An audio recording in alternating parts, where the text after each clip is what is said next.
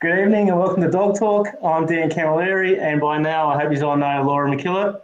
Firstly, we'd like to start tonight with thanking our sponsor of the Dog Talk live Q&A session, Enduro, high energy food for working dogs with real kangaroo meat, for sponsoring this live Q&A. Tonight we're lucky enough to be speaking with Jamie Sturrock, who will be picking what he thinks is the best question from our live viewers, and they'll win a bag of Enduro Plus. Welcome, Jamie. Would you like to tell us a little bit about yourself, your family, where you're from, and what you do? Yeah, g'day guys. Thanks for having me. So Jamie Sturrock's my name. I am from Jalaka up in Queensland. What were the questions about me and my family? Yeah, so married for 10 years to Marnie. A couple of young boys, nearly 6, we'll say 5 and 8 years old, Jack and Toby. We work on a cattle property up here. My role is the commercial cattle manager for the Nixon family. So yeah, it's a diversified business that we breed cattle, Herefords, Angus, Black Baldies, and trade a few cattle. I wear a few hats, I guess. We also breed border collies under the Craig Lee prefix, as well as registered stock horses. Well, stock horse, quarter horse cross, but we register everything with ASH. So we breed some dogs, train some dogs, same with the horses. In recent years doing plenty of dog schools in the winter months. What's easier to wrestle, mate, the boys or the steers? Oh, well, they're getting to that age now. They're fairly lively. So, no, the kids keep me on my toes, that's for sure. No, fantastic, mate. And you mentioned there about like your long association with horses, mate. Where did this begin? Yeah, so look, the horses are more Marnie's specialty, I guess. I grew up with horses, interested in horses. My first couple of years out of school, worked in a stock camp in the Kimberley in WA.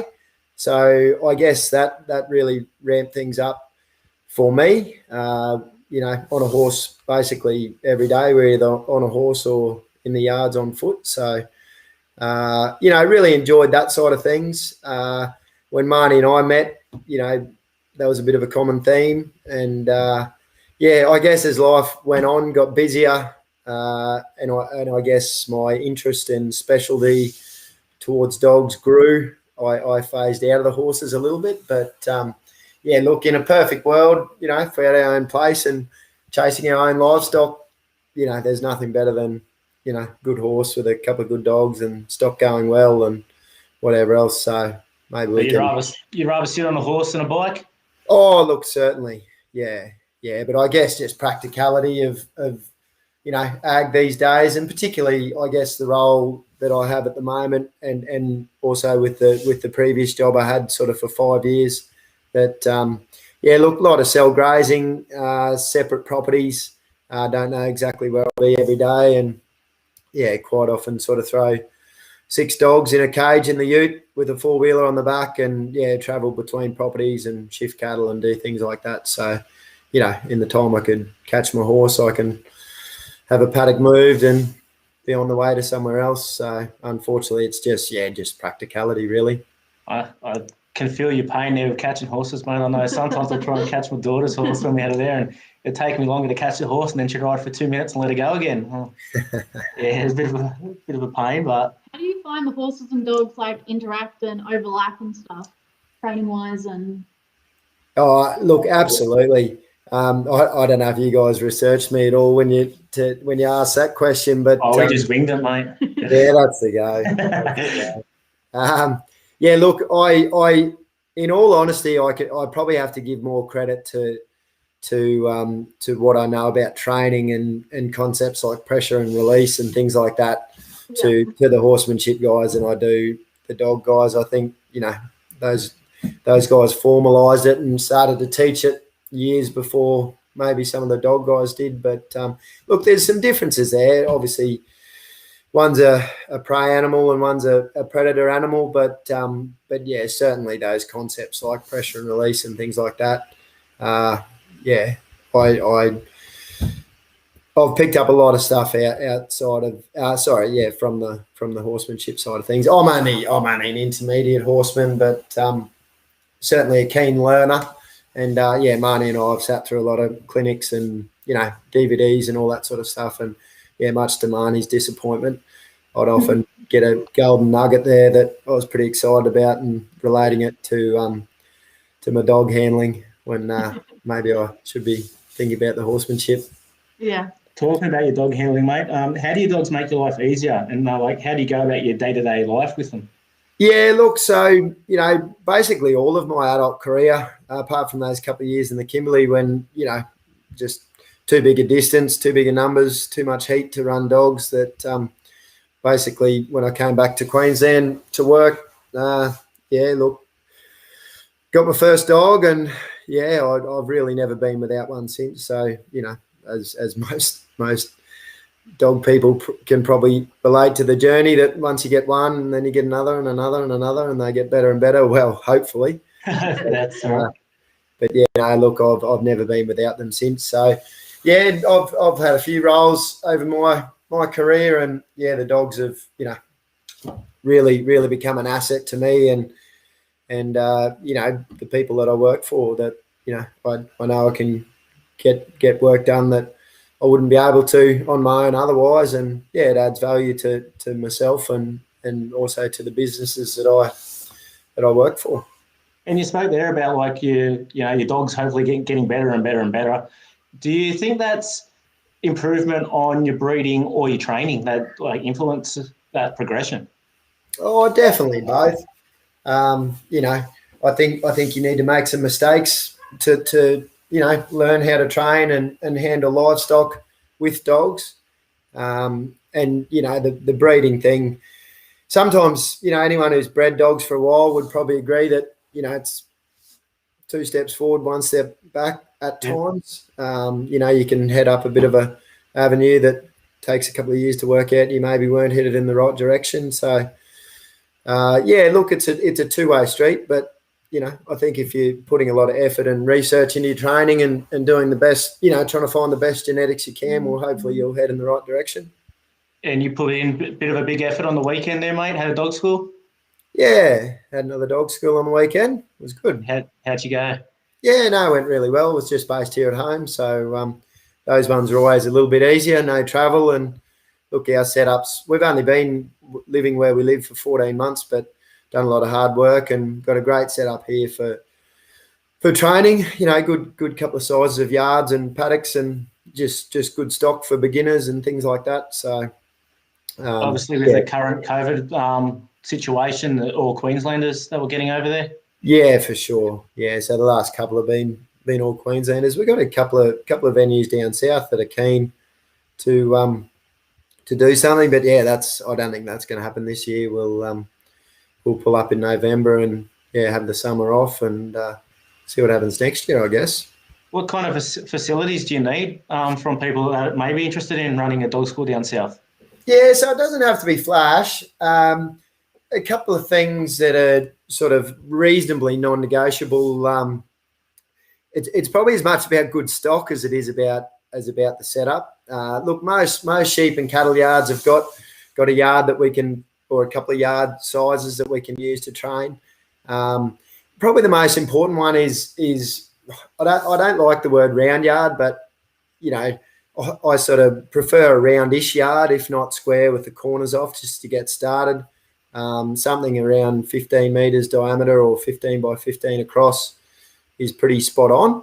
And then, look, most stockyards in this country, you could find, the next size up, like a 30 by 60 or 50 by 50, something like that we can progress to. So, look, it doesn't have to be flash. It's just that smaller yard. Ideally, it's stock proof and preferably dog proof, but usually we can make do with a few panels or something like that.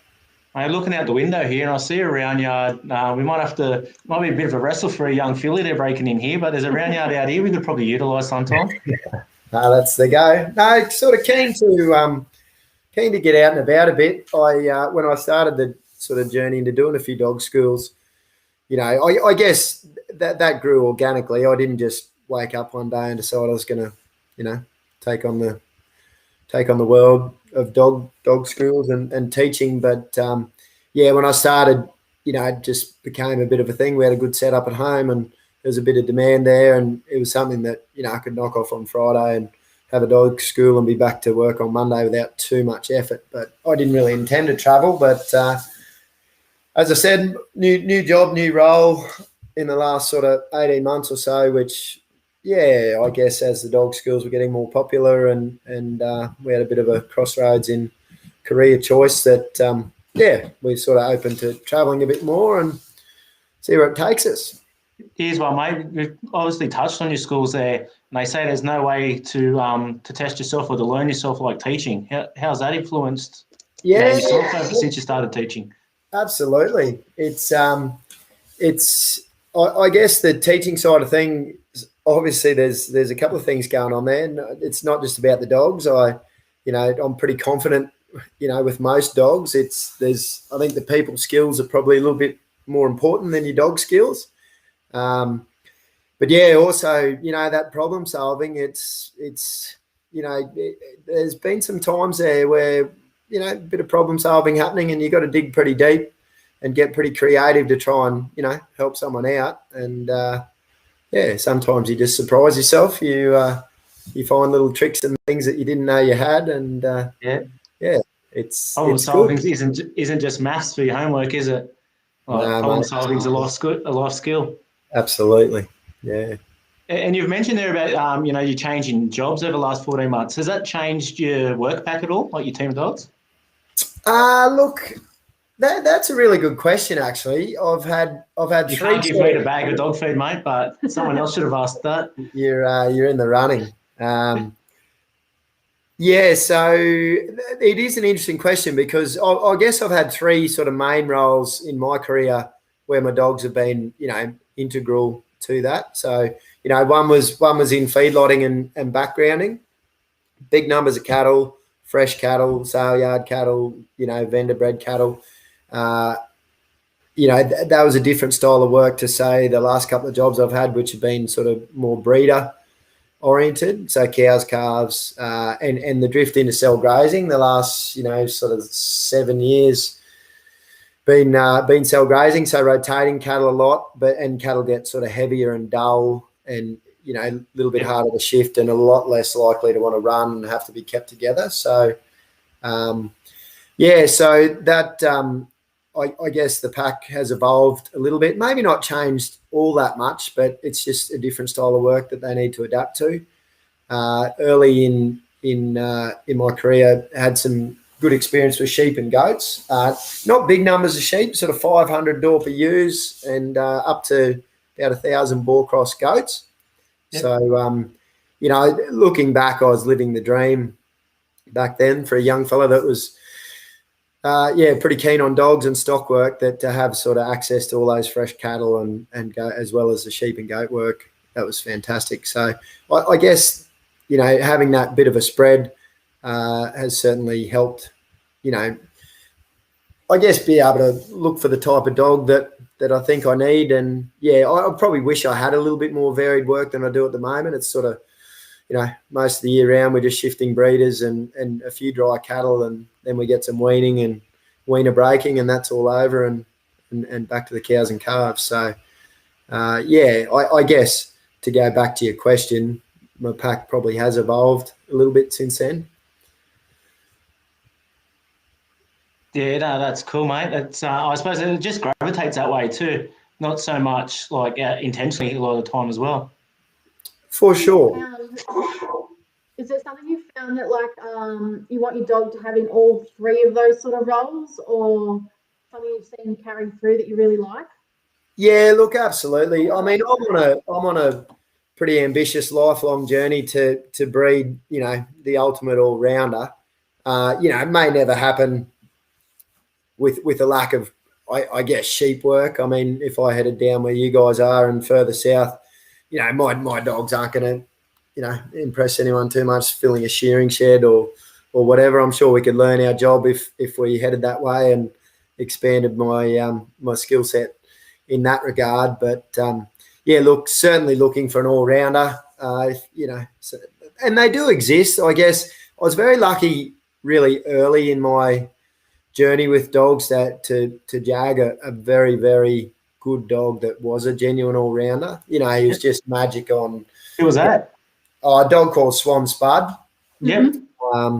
He wasn't my first dog, but he's, one of the first handful. And he just set the benchmark, and still to this day. But, it didn't matter what I threw at him, whether it was feedlot work, cutting out sick cattle, cattle up and down laneways, mustering, breaking in sale yard cattle, weaners, just you name it, he could do it. We trialled a lot. Handful of 3 sheep trials, which we could get him around the course, and won a few ribbons, like minor ribbons, not big opens or anything. But he could get 3 merinos around a 3 sheep course, and very, very good cattle trialing dog. Yeah, I was learning how to catalogue trial, and he was winning basically. So he set the benchmark. So I guess the point of bringing that up is that I was lucky to have that very early, and I do know that good all-round dogs exist, and yeah, I guess to try and replicate a few more of him. He wasn't perfect, but I think I'd love to think I could do better.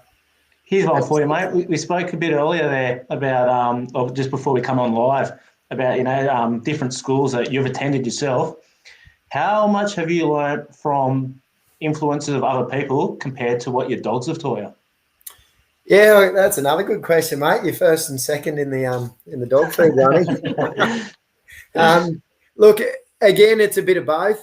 I think one thing that's unique about me, maybe not that unique, but I sort of explain this at my dog schools, that one of the reasons I think I'm sort of qualified to help people with their dogs is when I got going, I didn't have much of a mentor close geographically. I had a few guys that helped me out pretty early and got me going, which we may talk about later. But, I didn't have that old 3 sheep trialer down the road that kind of taught me everything I know, or my dad wasn't in dogs or anything like that. So that was good in a couple of ways, that I had to work a lot of stuff out myself. Mm-hmm.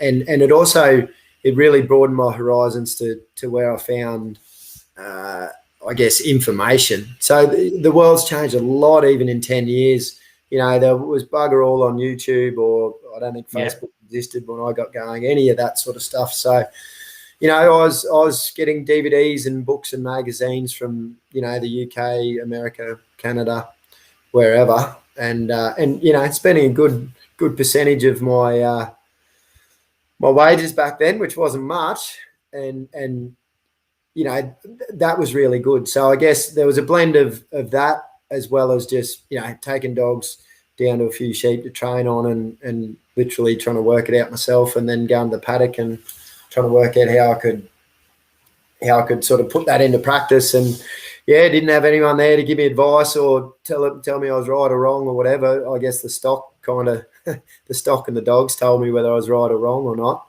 And I think we're a bit spoilt down here, like up there.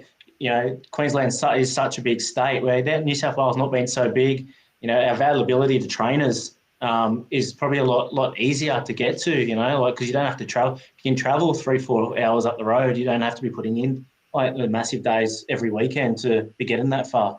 We probably do take that for granted.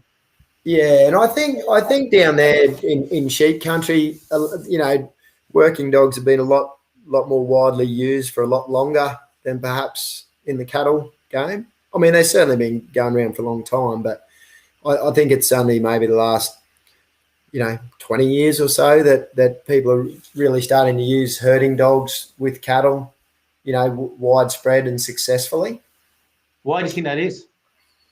Oh, look, my understanding, and this is going back before my time, but my understanding is, the dogs were more sort of hit-em-up dogs back then, biters or enforcers, something like that would be the best description. Whereas I guess as people started to drift into a few border collies and kelpies, that were initially sheepdogs, I guess, they just started to find some lines that could hold stock together a bit better and I guess maybe educate cattle a bit more. That's probably come a fair way in the last 20 years. There's, stock handling schools and things like that these days. And, I think people are focusing a little bit more on it than maybe they did, or probably particularly using dogs, as it's a bit harder to find good qualified staff these days. There's a few things going on there, but I suppose that's in any industry at the moment. It's hard to find good help, and you've mentioned it there. It's obviously something that you guys struggle with up there as well, is getting the right people on the ground.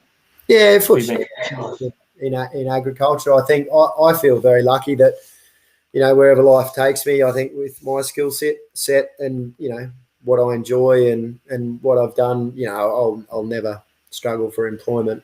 No worries at all there. And as far as my kids go, a couple of young boys, I'll back them into, any direction or career they want to go. But I'll certainly in the next 10 years, I'll skill them with what I know. And, agriculture it's a fantastic industry to live and work in. And, if they've got some of these skills that are, maybe not as common as what they used to be, well, there's always that to fall back on wherever they head. Yep. No, my nurse Laura keeps ducking to the left a bit here. We've actually got a ton of people on tonight, but we have had a couple of people ask, a stack of people, but we've had a couple of people ask about putting questions up. So, Laura, do you just want to explain? I just refreshed a button that I didn't have clicked, and if you just refresh your page, you should see the ability to ask a question down the bottom. And yeah, it should be good to go from now. Just a few technical difficulties as I'm trying to update the website and everything. Sometimes things unclick themselves, and our phones are buzzing nuts over here, and Marie's over here answering all these questions for us. And we're like, what's going on? So, we did have a question come through from Will Harvey. Jamie, what are you looking for when you're picking pups, both from temperament and physical attributes? Righto, so picking pups. So first thing I'll say is anyone who tells you they can pick a 6-weeker is telling you fibs. This is something we've been talking about recently, having a couple of litters due ourselves, and so I'm actually interested to see, your take on it. Yeah, no, I tell people that if they want to get buy a world beater off me, they want to pick them at 6 weeks while we're on the same playing field. So, but no, that's a good question. Look, I show my pups to sheep reasonably early. I think not as early as some. I've over the years I've just picked this 12-week mark, 3 months. I feel like it's a really good mark. It's not so young that they can get hurt that easily and have a bad experience, but it's also a little sweet spot where they're young and bold and probably not a huge amount of self-preservation. They're not scared or worried that it's just it seems to be easier to start a 3-monther than it is to start a 9 or a 12-monther in my experience. So, for me, I get them on sheep at 12 weeks and having very good success at about that age, getting most pups at least signed on in some description. Look, at first, I just look for a good temperamented pup that's, pretty bold, friendly, happy. And then, obviously when you expose them to a few sheep in a controlled environment, just look for keenness. Something just talk about over and over and over again at dog schools, that we can't do anything without instinct, can't do anything without what I call addiction. So, I just look for those pups that are really, really keen. And then I guess it's sort of a few months that I start to select. I've found over a fair few years, somewhere around that 6-month mark, I keep a few siblings, might keep 2 or 3 or 4 out of a litter often, start them all. And I'm looking for genetic progress as well as something to fill my team. But I have found that somewhere around that 6-month mark, just almost overnight, you can put your pups on sheep last weekend and they all look pretty similar. And then all of a sudden the next weekend you go, well, that's the one, or, those 2 are keepers and those 2 are genuine, sell on type dogs. And do you prefer a darker dog or a lighter dog as well? Talking about the physical attributes there that Will mentioned. Yeah, righto. So, that was sort of part A to that question. As far as what things I look for, just back to temperament and working ability, I do look for a bit of style and a bit of flash. I notice in the there's a few questions you guys sent through to me in advance. If there's anything lacking in my dogs, I'd probably do lack a little bit of hold and cover, and the reason being, for about 10 years, I've sort of really been drawn towards the dogs that have a beautiful, strong, stylish sort of walk up. Yep. So I guess they just seem to be the dogs that suit cattle a little bit better. And as I mentioned, often moving bigger numbers of breeders that have been cell greys and pretty heavy to shift. They just seem to be better stock shifters. So I'm also looking for that. Physical attributes, look lighter, darker. Look, I'm a sucker for a traditionally marked border collie, black and white, smooth coat. Don't worry about ears or anything like that. But yeah, certainly prefer that darker, traditional sort of markings. But in saying that, if they're good enough, they're pretty enough. I've got a nice little bitch at the moment called Lego, and she's compact and she's got a bit of coat on her, and she's got half a white face, and she's tricolour, and yeah, she was the only bitch in the litter, obviously. So I kept her, and she's a ripper. And yeah, if they're good, Lego, mate. The boys name her. How'd you guess that? Oh, just oh, no. Most of my dogs are named after fairies. Yeah, No, last Lego's litter, I think we had Thor, Hulk, Spider, Lego. You can pick who named those. No, I'm loving it. I normally find that I'm a sucker for a dark dog myself. Like, if there's something darker in my litters, that's the pup that normally attracts me. So it's amazing that, you kind of always keep your eye on that kind of one or two in the litter, don't you? That just grab your eye. For sure. Yeah. That's cool. I had another good question there, but I forgot what it was because I've just reading all these ones here. But I can't ask too many good ones, can I? Get around, mate. Yeah, I can't see that. Laura, do you want to ask that? So we have another question from Dave Motley. What's your opinion or secret to having a very well-trained dog to a high level that can also be very clever or useful work dog that needs little commands at work? Yeah, great question. Look, this is something I'm really passionate about, and I bang on about it all the time at these dog schools, is it's an unfortunate thing. As soon as you do a few dog trials, and particularly when you get a bit competitive, or when I say competitive, I mean, when you win a bit, people start to get the wrong idea about your dogs a little bit. So, and look, I'll just stay in the cattle dog trialing space because I'm only a intermediate sheepdog trialer. The best trial dogs I've ever had have been the best work dogs I've ever had. I don't say that lightly because it's not easy, but with I guess selection and a lot of effort, it can be done. So to try and stay on the question, I train my dogs a lot, particularly these days, train them sort of, I guess there's milestones where I try and tick boxes and then I sort of leave them alone for a while. And I'm still tweaking this a little bit, but to give a really good example, there's probably some instinct stuff and some obedience that we get out of the road between sort of up to that 6-month mark. And then from 6 to 12 months, I kind of leave them alone a bit, try and cart them around on the four-wheeler or take them fencing, or I guess just bond with them a little bit. I will show them cattle in that time.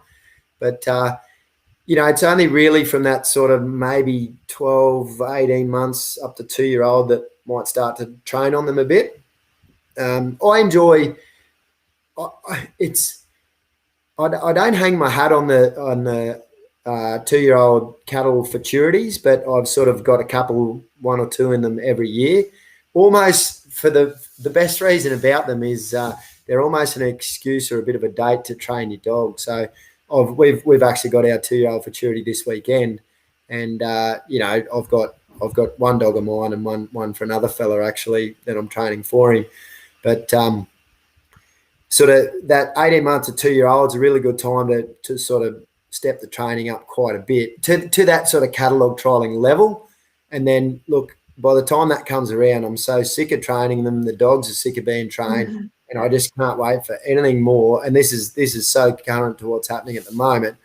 Is I just can't wait for anything more than just to leave those dogs alone, or particularly my dog, can't wait just to take him mustering and let him be a dog for at least over the summer. And then, he'll be a really good 3-year-old dog next year because, we can just step it up a notch then. And that's when we might start to sort of do a bit of driving and really start to lengthen the outrun and maybe start to shed a sheep or a little bit of stuff like that. So that seems to be working well for me. And as I say, I've done a lot of trial and error in my journey with dogs and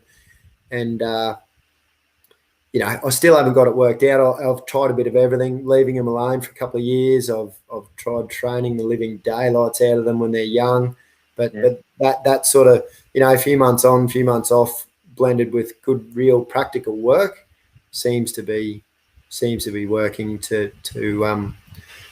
remain competitive, as well as having a genuine work dog that you can just shut up and leave alone for periods of time. Mate, I just remembered what I wanted to mention before. I actually wanted to commend you on something there, because one thing you mentioned early on in the question before was you said where you think your dogs were lacking. And I just wanted to commend you on that, because not a lot of people would actually go, oh, you know what, I think my dogs lack here and this is what I'm trying to work on. So, mate, yeah, I just thought that was pretty big, and I just wanted to make a note of that. So, cool. And a bit of that go on, isn't there? Sorry? There's a bit of that go on, isn't there? Particularly if they've got your prefix, they can do no wrong. Oh, let's be honest, mate. They're not all unicorns, are they? Like, not every dog's perfect. You spoke about having Spud back there earlier about, having an all-rounder dog. And if everyone's pretty true to themselves, those dogs aren't around all the time. So being able to say, I think my dogs lack here and I can do something there, well, it gives you something to improve on and something to look on all the time. And something to breed for and train for to get better. I know that's just my take on it anyways. Definitely. And look, that's probably part of the reason that, when these dog schools started to sort of pop up and I was getting some good feedback, that I decided to have a crack and do a few more. That I truly believe you can make a pretty half-baked dog a fair bit better by training it and helping position it in places where you can give it a hand and things like that. That, instead of just that journey to find the perfect dog, and when it turns out it's not perfect, it gets thrown on the scrap heap and you start again. That, if you keep doing that, you end up with no dogs. So if you can blend a bit of training and just help that dog be, as good as maybe genetics are going to allow it, well, you can make a pretty half-baked dog pretty useful by being able to position it a bit and maybe give it a hand if you need to. And talking about that positioning and whatnot, let's be honest, there's that stigma out there that trial dogs aren't work dogs and work dogs aren't trial dogs. But I don't really agree with that all that much. Like some people might have a better handle on their dogs, but like you just mentioned there, you like those dogs where you can take to a trial or at work. What's your feeling on that, and when those comments are thrown about a bit? Yeah, and that's probably a good follow-up. I might have got a bit sidetracked with that question, but I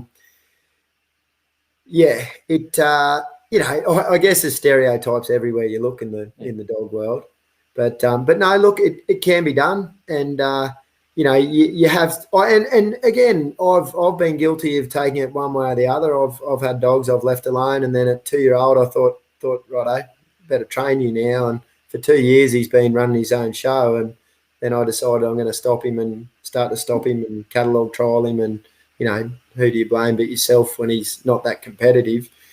And then I've had dogs, probably got a couple here now that early in their career, when that big Tamworth futurity deal was about, and there's whatever it was, 15 grand to win it, it was an aged event, and probably my best dog at the moment, a dog called Seth.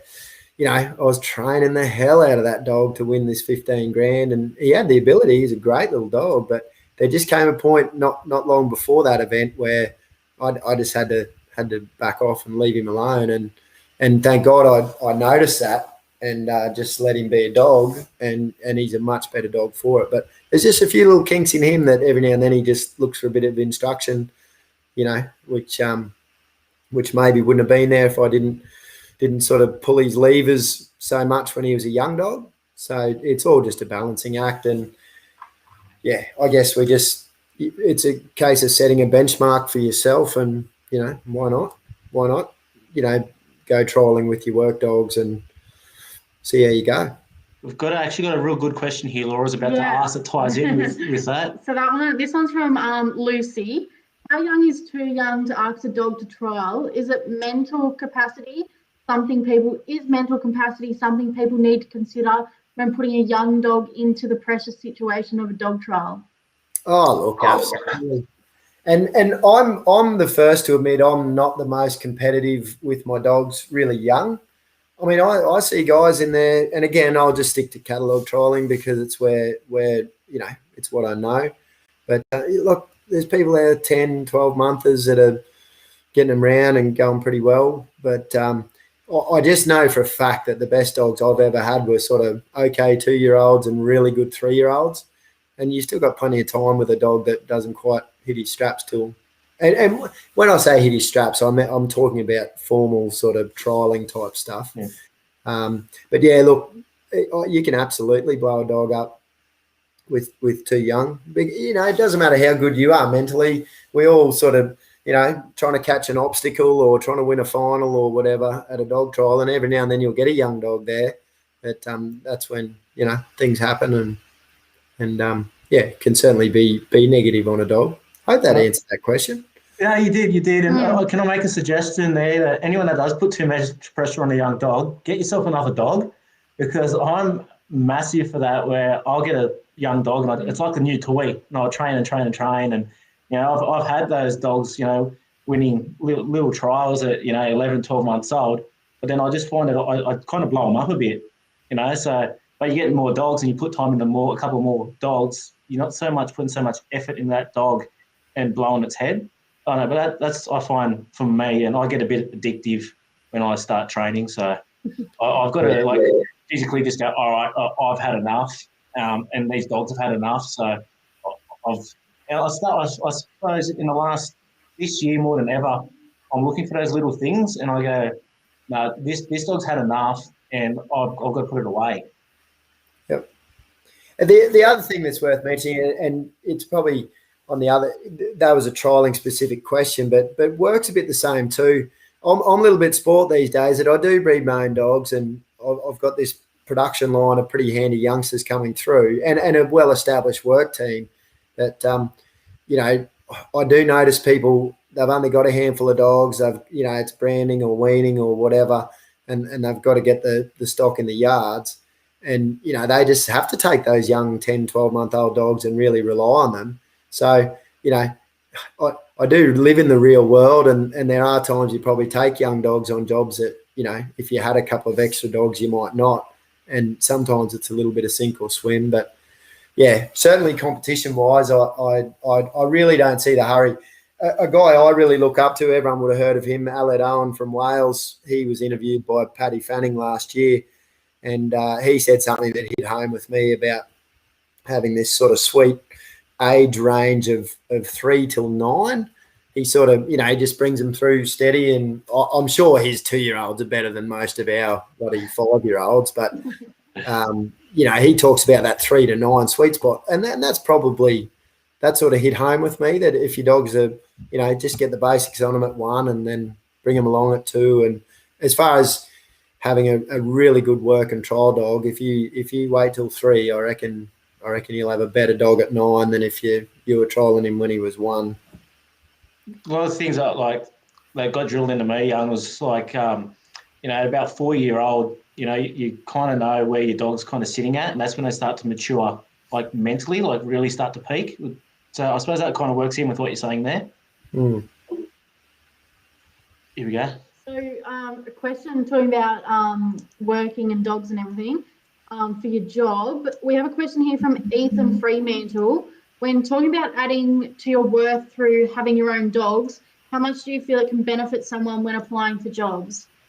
Yeah, look, absolutely. It's and it's, I've had a really, really sort of interesting ride with my career. I spent not the first few years, but I was out and about for a little while. But I actually went home to my family's business, and for all intents and purposes back then, I thought I was going to be there happily ever after. And look, everything was still happily, but I left there on my own accord after 11 years, and Yeah, the next job I had, it was a corporate manager's job, sort of with just a little corporate, an investor sort of fella, and he'd never really seen working dogs before, but he sort of, a bit of trust there and backed me to sort of use them and slot them in, and he only had to see him go once, and he was happy that there was a lot of value added there, and happy to contribute to dog food and maybe the odd vet bill and things like that.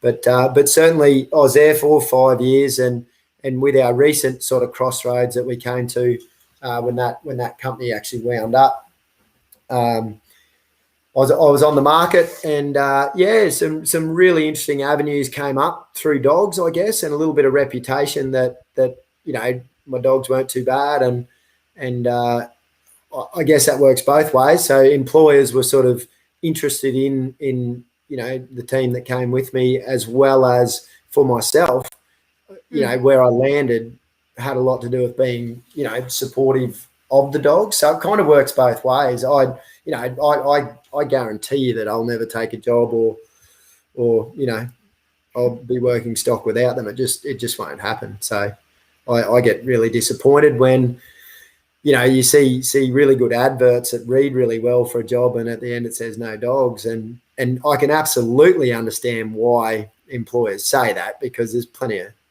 wild operators out there, and sometimes it's just easier to say no dogs than to employ a good person and realise their dogs are ferals. Yeah. But yeah, no, certainly, to stay on track, they're an asset to me, and I know for a fact they're an asset to the guys I work for currently and in the past. And I'll never be without them, and I think it's a great thing. Do you like a dog that has a bit of bite on cattle? And how I suppose, how do you employers like does that have an effect on from the employers, because the way they're seeing their stock being handled? Yeah, for sure. Look, I just find it easy to say I play in the medium strength dog range. I would probably get a phone call a week from someone that's looking for a, rough, tough, hard biting, break-in, spoilt cows kind of dog. And that's fine. I understand why people want those. I sort of don't really need the hitmen sort of, hanger type dogs, which, horses for courses. There are guys that are dealing with spoilt cattle and things like that, and I'm absolutely all for it. But yeah, I guess because of what I'm trying to achieve with my dogs, I do need something that's willing to take on that mental and physical challenge of fighting with an Angus cow with a calf. They're about as good as they get. But I do want something that I can trial on a Saturday, be that cattle or sheep, and they're not easy to find. So. I just play in that medium strength range. As far as employment goes, I've never had an issue with, with bosses or whatever being unhappy about how cattle are being treated. Usually, if my dogs are biting on the nose or whatever, it's because the cattle are giving us a bit of curry, and usually they're happier to get them in line than not. So, I haven't knocked any of Tom's stud cows around or anything like that. So, so far, so good. Well, that's good to hear, mate. Nick Hovey's asking, how long have you taken to develop your training program, and are you still tweaking it, or are you fairly firm on it now? Another good question. I like that one. Well, the short Nick answer will like is... that you like it. What's that? Nick will like that you like it. Yeah, that's the guy. No, that's good. Yeah. So look, the short answer is, look, I'll never, ever, ever be finished, learning or tweaking or whatever. And, I disclose that at dog schools as well, that if I work out something better or new, I'll be the first to teach it and first to admit that, I used to do it this way and it worked okay, but I've found a way that's better. And, always learning. The first part of that question, how long did it take to develop it? I don't really know how long I've been in dogs. It's probably 15 years, something like that. So I'm not an old man, obviously, but long way to go. But I'm settling around a method that I'm pretty happy with now. I think getting into a few dog schools and things like that, probably force isn't the word, but I'll use it anyway. You know, kind of forced me to structure it a little bit. And I'll tell you what, when you're teaching it to, you know, like it's hundreds of people now that you know, if there's cracks there, they'll be tested because, you know, we're dealing with Kelpies and Border Collies and strong dogs and weak dogs and soft dogs and, you know, all sorts of stuff. So I feel like it's getting pretty good. Yeah. Got a question here from Chris Egan. I suppose it ties in with that as well. It's what inspired you most to get to the stage you're at with your dogs, training and breeding, etc. Was it a special bond that you had with a dog at work or at home, some competition success, or was it always something that would eventuate with who you are and how you like to do things done at work? Yeah, another really good question. They're all firing today. So I tell you where I think it started from. I love working stock. I really, really enjoy getting control of stock and when things are going really, really nice. And that ties in a little bit with, you know, what we were talking about with the horses earlier, that, you know, honestly, there's nothing better than having a model livestock going really well, riding a nice horse, dogs are going well, it's peaceful, it's quiet. It's just, there's something really addictive about that. You know, the dog thing for me, what was I, 19 or 20 when I came home from the Kimberley. So that's kind of when I got the first dog. And, oh, look, even as a kid, teaching a dog to sit or shake hands was pretty cool. So there's something there. But tying that in with the stock work and the fact that it's just, you know, it's a work-related, it's not a hobby anymore, but, you know, it's just something that gives back 7 days of the week, that whether it's, you know, training a youngster for a, you know, like a trial or something like that, or just having a genuine team that you enjoy working livestock with, to, you know, having the kids bond with a litter of pups after school, you know, there's pretty cool to watch, isn't it? Yeah, there's just so much rewarding stuff there. I had a bit of success earlier the year at the Queensland Champs with maybe like a third generation dog of my breeding, and that was, you know, that was a real kicker as well, you know, to have not only my prefects but a couple of generations of dogs back there. It yeah, all those little things sort of add up. Yeah, there's something you can be proud of. It's pretty obvious here, and I suppose anyone, how many have we got there, Laura? Any one of our 61 listeners and watchers at the moment can see you're pretty passionate about this. Do you feel like you're going to work when you wake up in the morning? Yeah, that's what I was going to say. That was the corny punchline on the end of that description. You know, when you're riding a good horse and your stock are going well and the dogs are going well and it's peaceful and you do it for free. But Don't yeah. we boss that? What's that? Don't we boss that one? Yeah, that's right. No, it's that's certainly a dream of mine. I mean, I'd love to be doing all of the above with my own cattle on my own place. You know, on a Craigley horse with a couple of Craigley dogs, maybe the kids and Marnie all out there as well. That'd be the icing on the cake. Yeah. What do you do away from dogs and horses? Geez, not a hell of a lot. No water skiing or look, I'm a tragic rugby union fan. What? That's like league, but just not as good, right? Oh, mate, it's a game they play in heaven, apparently. But no, look, I do. I love it. So I've always done something my whole life, sport-wise, or things like that. I obviously don't play footy anymore, but no, look, I've had a pretty tough 10 years cheering for the Queensland Reds and the Wallabies. Yeah. But no, that's probably my only other addiction outside of, you know, obviously my kids. Yeah, spending a lot more time with them these days, and yeah, again, tying in with footy. Both the boys play rugby league, under sixes and under eights. So that's the go, boys. I actually, who's their junior club, mate? Give them a plug. The Miles Devils. Happy to give them a plug. So they've just finished their season. Actually, I missed the last carnival of the year. Oh, mate, we don't have premierships. We don't keep score because, you know, that hurts people's feelings and things like that. So there were no premiers or whatever. But yeah, no, look, they both love it. And I actually coached the under eights last year, but with my job change and all these dog schools, I just can't do do the Thursday or the Saturday thing reliably anymore. But no, outside of that, that's probably my my only other weakness. I can relate to hurting people's feelings there, mate. Sometimes when Laura and I are working, she calls me names, and if I had feelings, she could probably hurt them. So, yeah. Mate, I'll stay on subject here. We got one here from Lauren Vest. What are a few of your top training principles or mantras? Righto. That's an on the spot one. All right. There's a couple of things that come to mind that I think it all revolves around, and we maybe touched on this earlier about some of the horsemanship stuff that helped me.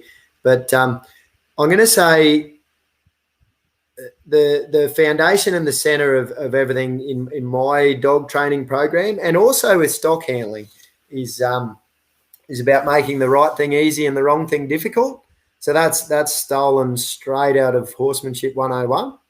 Mm-hmm. So because dogs, they're canine, we're human, they can't speak English.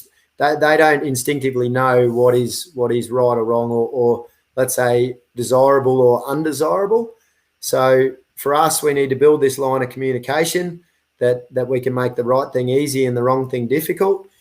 And we do that by pressure and release. So there's some dog trainers that shy away from the old pressure release stuff, but if done properly, if you can apply some pressure to some of that undesirable stuff and release or reward the desirable stuff, it's if you can get a handle on that stuff, I reckon that just having that explained well to me and starting to understand it through playing with a few young horses and really sinking my teeth into that side of things with the dogs, that just took me ahead in leaps and bounds. Anything from stopping your dog to getting stock to move off your dog, widening your dog out, all that sort of stuff is just make the right thing easy, wrong thing difficult, and you do that through pressure and release.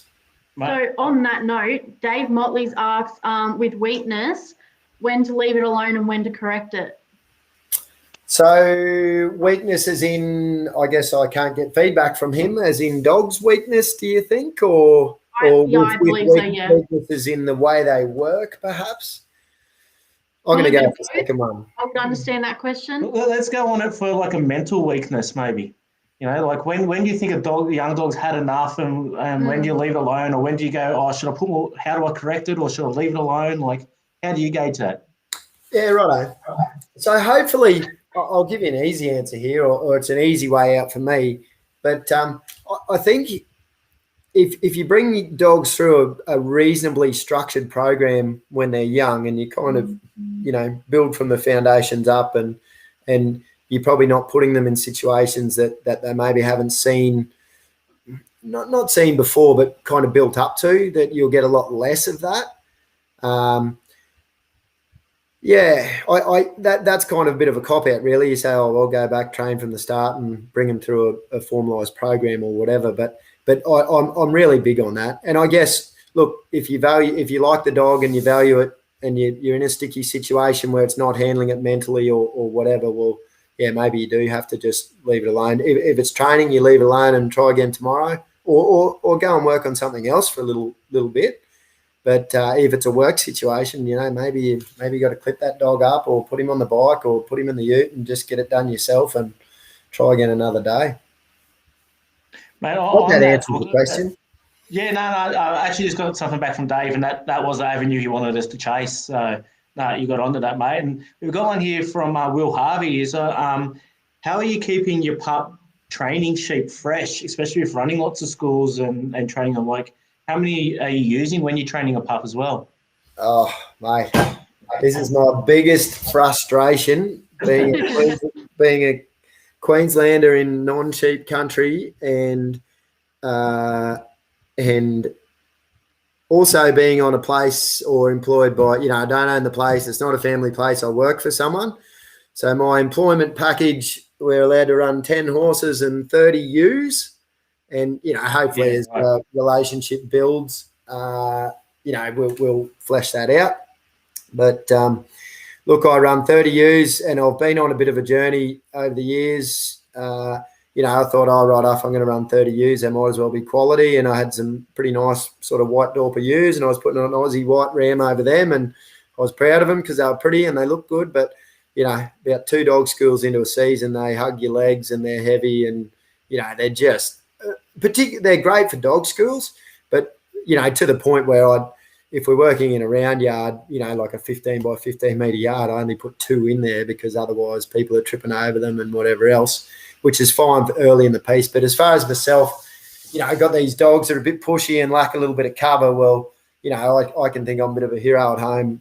I can do anything with these bloody sheep. And then I go somewhere where they're, some waspy merinos or whatever, just normal sheep really, that my dogs run a bit tight and a bit pushy and they upset the stock. So, look, back to the question, I need to keep more sheep. It's my biggest frustration. I've found a good little avenue where I can sort of have sheep for a couple of months, and I've got all these, budding dog trainers coming through schools that are happy to buy 6 or 8, quieter sheep off me, and I can go and find some wilder ones somewhere else.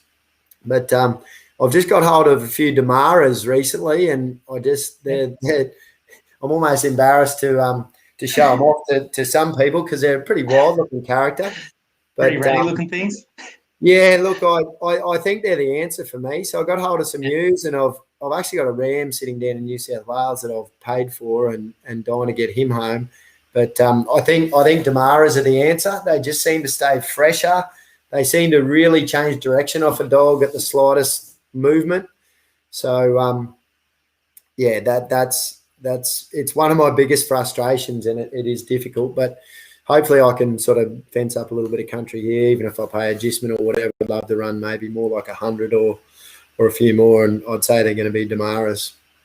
It's funny that you mentioned that with the Damaras. So I was actually going to ask you if there's a breed of sheep you like to train on there, because one of my mates hooked me up with a dozen merino weathers, and let's say these things, I can train pups on them, and then they'll really test my dogs out. Like they'll change compared to my pups or my older dogs, where I found I had a few Dorpers before, they just dogged down real quick on me, and like you said, they just want to hug your legs and take out your knees. So I found that really interesting, like, with the Damaras. So be like to see what you say in another 3-4 months when you put the pups around them a few times, see if that's still the case.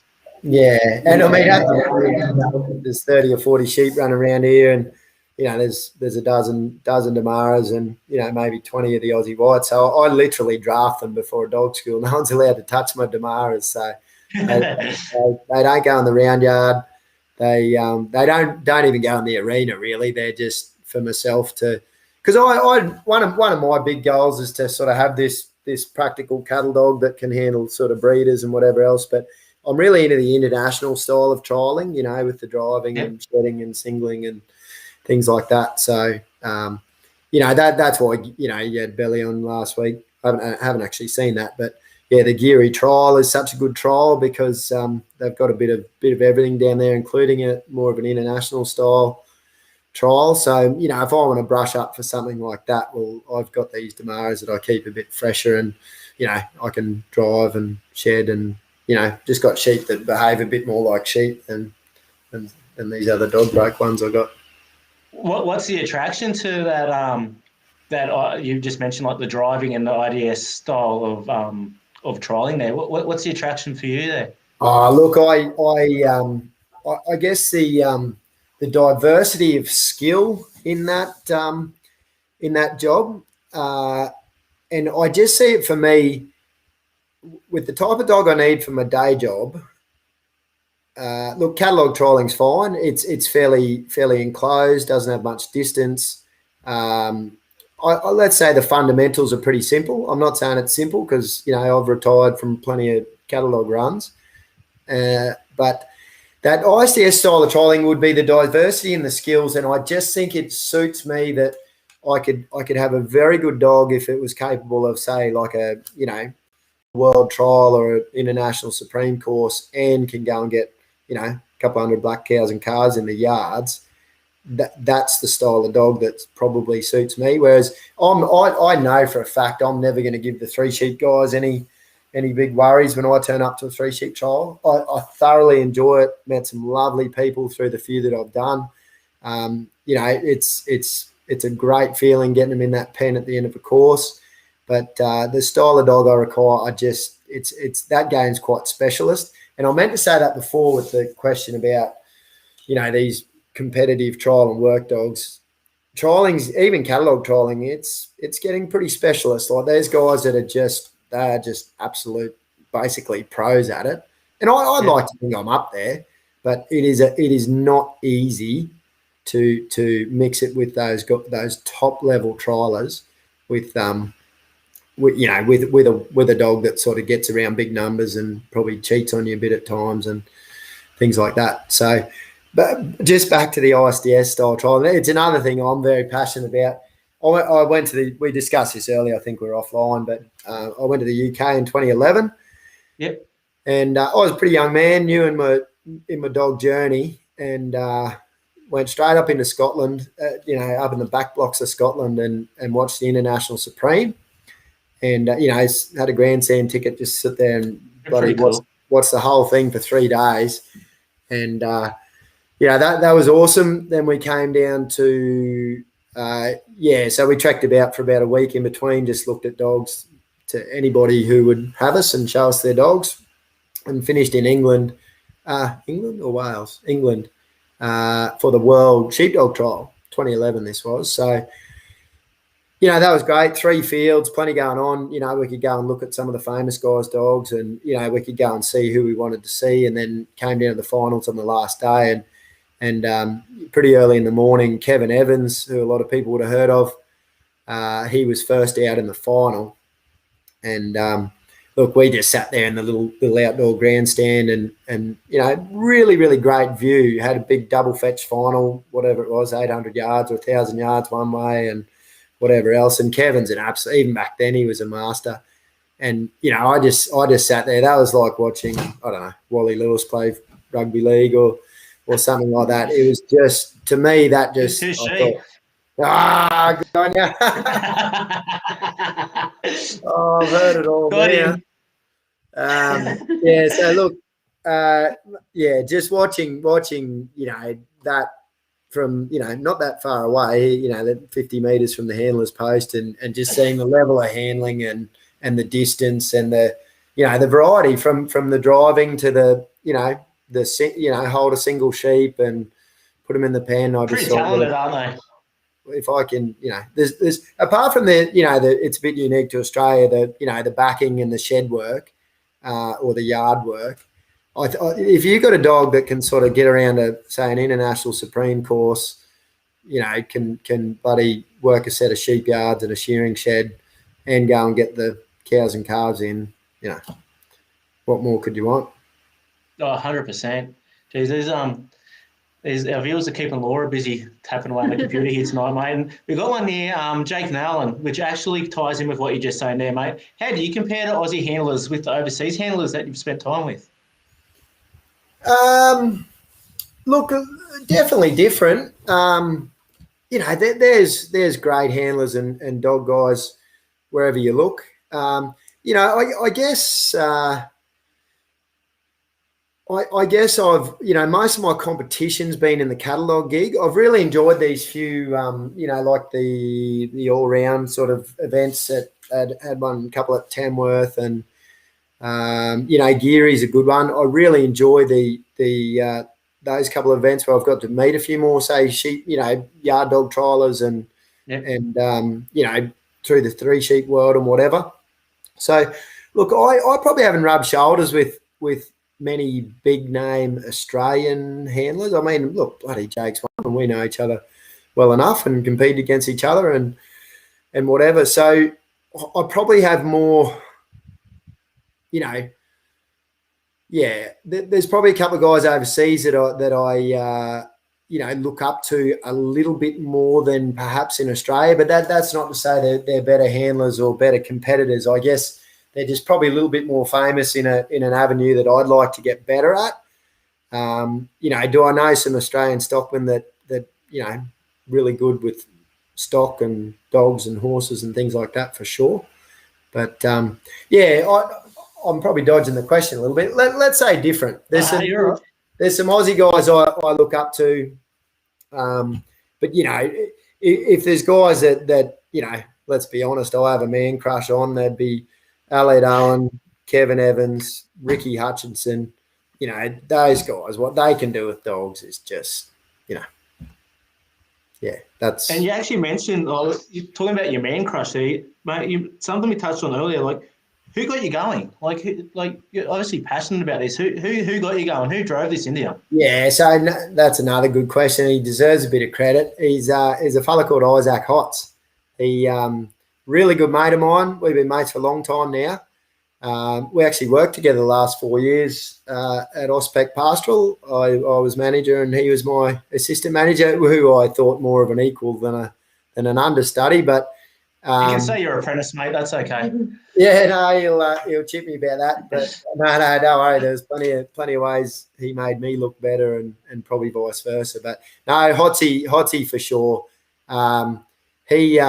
There's a bit of a funny story there. He's a mate of a mate, I guess, is how I met him. They went to ag college together, and I actually was MC at his wedding, and I spoke about this. I strongly disliked him when I first met him, but anyway, we've become very, very good mates since. But no, look, anyone who knows Hotsy, he was running around to catalogue trials when he was 18 years old, and everyone else was 70 years old, and we were all playing footy into our 30s, and he was bloody dog trialing, and yeah, he's dog mad, and great stockman, and just a really good practical bloke, and yeah, icing on the cake, things like he introduced, he lined up for me to pick up Spud as a 9-week-old pup, things like that. So no, he'd be the standout for me that just got me interested, got me going, got me into catalogue trialing, all that sort of stuff. And yeah, him and I are similar age. I might even be a year older than him, and I've beaten him plenty of times, and he beats me a few times, but yeah, no, I'll never forget that he's without doubt the one that got me bloody hooked, because that's what it is. I'm hooked. It's a pretty good story to tell too, especially like that you didn't like him to start with. That's even better. Oh mate, I'm friendly. I like everybody, but gee, he rubbed me the wrong way. Under your skin. So where do you believe Dog Talk's spot in our community is, and how we can help our members? Yeah, look, so full disclosure before I answer that one, I jumped on Dog Talk this week just to suss it out. I've seen it on Facebook and whatever, but this time of year is just crazy for us, and yeah, had a bit of a sticky beak, and look, it's great. To ask what I think its role is, I think it's probably smart to maybe get it off social media or Facebook in particular. That Facebook is, what do they call it, rented land or whatever. Old Zuckerberg can do anything at the drop of a hat, and he seems to be a bit anti anything animal. Likes to make his own rules with that. Yeah, for sure. So look, I think it's a good idea to get it off social media and somewhere that I guess we can stick to the. If you're going to come over and have a bit of a crack at a discussion or a forum or whatever on Dog Talk, well, that probably, it probably takes the part-timers out of it a little bit more, in the sense that it's easy for someone to, jump on a discussion thread when they're on Facebook and, typical keyboard warrior stuff, just, unload. And whereas, if you're going to go the effort to log in and sign up to Dog Talk, you're probably a little bit more constructive than some of the people that blow in and blow out. And that's what we like to think, mate. Yeah, I'd imagine it's probably going to keep it a little bit cleaner and a bit more constructive. I've certainly observed some pretty interesting threads on Facebook and things like that, as a rule, I've generally stayed out of for that reason. But no, look, good on you guys for what you're doing. And yeah, I think could be good. Thank you. It is going a bit slow, so we do encourage people to jump on and put their 2 bobs worth in. We're all learning from each other, I guess, and that's how we keep growing as a country and a community. Yeah, for sure. Anything you'd like to see added to our website, mate, or what we do? Oh, I read this as a pre-question. I did have some Don't feedback. be afraid to hurt I'll our bug feelings, if I mate. can- What's that? Don't be afraid to hurt my feelings. No, I actually did have something on buggered if I can remember what it was, mate. It's bloody nearly 9:30. I'd be in bed nearly ready for work by now. No, look, honestly, I probably can't give you any constructive criticism at this point, but if something comes up, I'll definitely give you my 2 cents. No, First but before we question start I wrapping didn't up on some of these questions, mate, well, I've got one here from Christian Richards. Mate, what's the best way do you recommend to get into dog trialing? Dog trialing. Yeah. So I'd prefer to stick with catalogue trialing because it's bloody it's what I know. But look, I tell people all the time, don't think that dog trialing is this, big unreachable elitist bloody level of handling. I think I can't speak for you guys maybe yard trialing or sheepdog trialing or whatever, but particularly catalogue trialing, you would only have to turn up on Saturday morning and watch the first 20 runs and see enough that you'd think, well, I couldn't do anything that hasn't happened already, or I couldn't go badly enough than what I've seen already. So that's probably my biggest piece of advice. Look, you need to have a handle on your dog. Get to a school, get to get on the internet, educate yourself, put some effort into your dogs. But if you've got a dog that's doing a job for you at home, and you've got some level of control on it, get along and have a go. Meet some people. Over the couple of disciplines that I've had a crack at, I've certainly, found a common thread that people are bloody friendly. Like they're happy to have a yarn and give advice. And 100%, mate. Like you're spot on. Like I don't know how many. There's been a heap of trials that I've gone to and haven't got around with a dog, whether it be a young dog or an older dog that just get a bit unlucky on the day or whatever it may be. Probably not good enough on the day, but mate, if you're not out there having a crack, how are you going to get any better at it? Yeah, for sure. Yeah. That's cool, mate. If there's one person you'd like to see us interview on the Q&A, who would that be? All right, I'm going to give you two. I'll give you an overseas one, which might be a bit ambitious, harder to get hold of, and then I'll give you an Aussie that might be easy. But yeah, look, Aled Owen from Wales. That would be my. He's an overseas man, but that'd be my definite number one. And someone might be a bit easy to get hold of would be Hotsy, Isaac Hotz. There you go. Put it out to him. He'd probably hate me for dobbing him in, but no, he's a great fella and good stockman, and just look, oh man, if for a young man, if he hasn't seen it in dogs, like you get something peculiar or weird or whatever, he'll have seen it, guarantee it. He's a bloody encyclopedia, that bloke. That's awesome, mate. And we're not going to rob too much. We're just looking at the time there, mate, and we know that you normally are in bed and you've got a couple of young fellas there. So we will start to wrap this up, mate. And we apologise for any questions we didn't get to tonight because there were a stack there, but we're just trying to file through them as best we can. But so from the questions we did have, which one did you think was the best? For the and you can't say me. No, I wouldn't do that anyway, mate. It's not that I have trouble deciding. I have trouble bloody remembering. I've just been talking for 2 hours, and there was some. Can you remember any of the? Have you got them written in front of you? Any of the ones you asked me, or you're probably sifting through a big long list?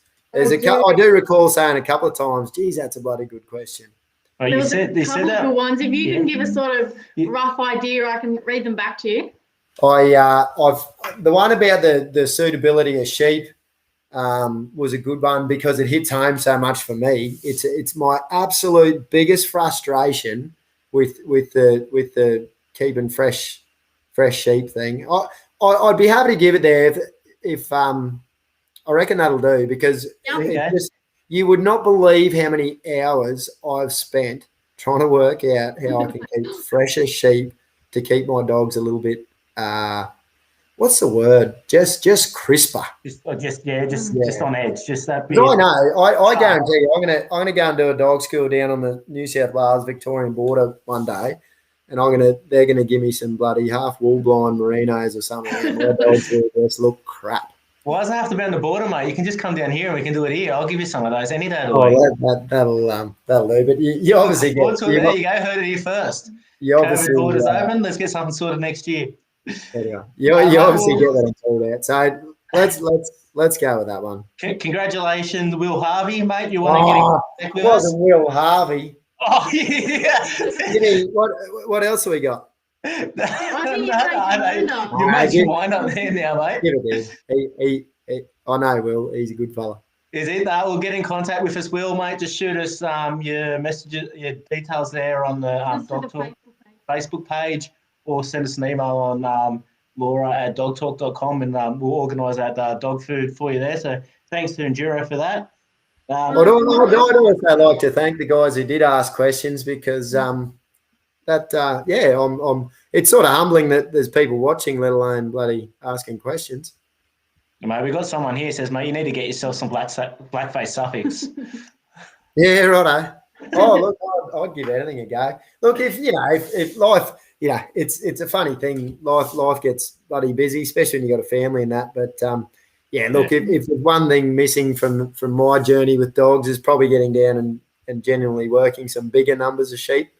I would maybe there's someone out there listening that might want a bit of labour in return for a hand at, I don't know, shearing or mustering, or I might dob myself into something I don't want to do here. But I love stock work, and I love broadening my horizons with dogs, and I do love a challenge. But that's probably one thing that I do lack, is that bit of genuine big number sheep work.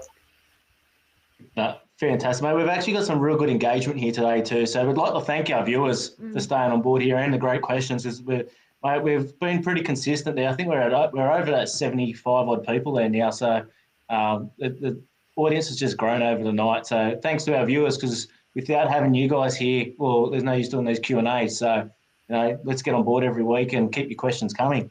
But I know my favourite part of the week, mate, is about to come up now. So Laura, you got something you'd like to say here? Well, first of all, we'd like to thank you for joining us tonight. We do really appreciate your time. I have one more question before we go. If you had to choose between fighting 20 ducks the size of horses, or one horse the size of a duck, I've got that round the wrong way. 20 ducks the size of horses, or one horse the size of a duck, what one would you prefer and why? Hell of a question. I can't help but wonder if it's a trick question. So let me get this right. One horse the size of a duck, or 20 ducks the size of horses. Yes. That's easy. I'll take the one horse the size of a duck. I'm with you every day of the week. That'd make a pretty good pillow. The feather's coming off that thing. So that's not a trick question. That's just just interested to see how everybody answers it. Yeah, right. Laura asked me that one day, and I think that's the closest I've got to answering it. So I'm happy with that option. I hope that never happens, but anyway. No, well, mate, Jamie, thanks once again, mate, for your time tonight. And if everyone could just please remember the day that we learn every day, and the day we stop learning will be a sad one for each of us. So, Jamie, on that note, thank you very much, mate, and have a good night. Thanks for having me. It's been good. Thank you. It's still with us.